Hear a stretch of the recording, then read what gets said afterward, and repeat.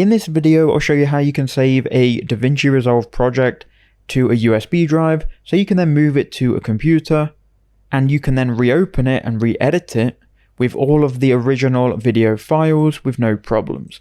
So what you need to do is go to File in the top left-hand corner, then go to Project Manager. Once you're here, you'll see all of your projects on your local computer. Right-click on the one that you want to save, then go Export Project Archive.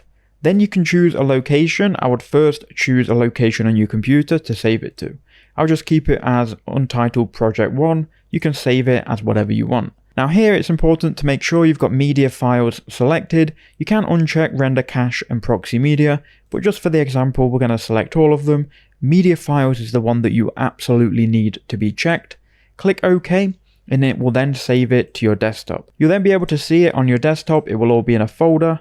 Here you'll see the actual project file, and you'll see all of the media files which make up your project. Don't delete anything. We can now move it to a USB drive. So plug in your USB drive. Once it's plugged in, Windows may recognize it, in which case you can just go ahead and open it.